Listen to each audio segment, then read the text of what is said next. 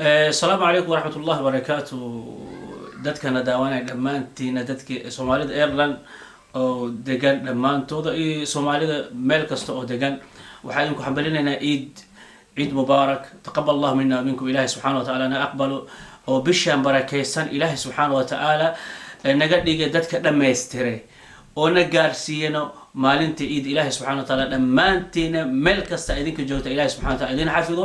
oo dadka Ireland khaasatan ilaahi subhanahu wa ta'ala ma sha Allah khair aku degdegna ilaahi subhanahu wa ta'ala idin xafido dhammaantiina waxaan rajaynaynaa ilaahi subhanahu wa ta'ala ina maalma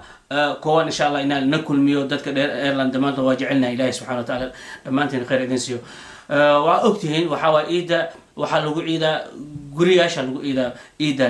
إلهي سبحانه وتعالى بساس قدري لكن واحد أوقاتين خف كستو أو معلمها إيد وحلو باهية إنه موجيو فرحة إيدا asoo gurigiisa joogo oo ilmahiisa la joogo iyo xaaskiisa la joogo iyo dadka dariska waxa loo baahan yahay inuu iid muujiyo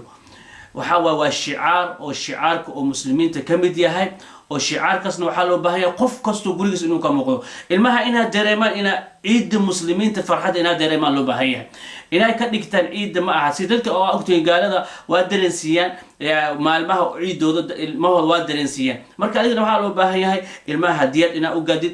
dhar fiican ina u gadid oo guriga dhaxdiisa oo waxyaalo badan ina lagu sameeyo oo soo dareenan ayagana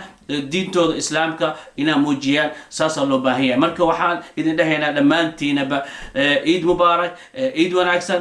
khayr ilaahi subhanahu wa ta'ala idin siiyo dhammaantiin ilaahi subhanahu wa ta'ala meesha idinka joogta ilaahina xafido dadka idinka jeceshiin iyo dadka idin jecel ba ilaahi dhammaantooda idin xafido anigana aada idin jecelnahay dhammaantiin ilaahi subhanahu wa ta'ala waxaan ka rajaynaynaa maalmaha insha Allah باذن الله وبركاته إن اسكو كينو دمانتينا آدو مهسنتي والسلام عليكم ورحمة الله وبركاته وكل عام وأنتم بخير.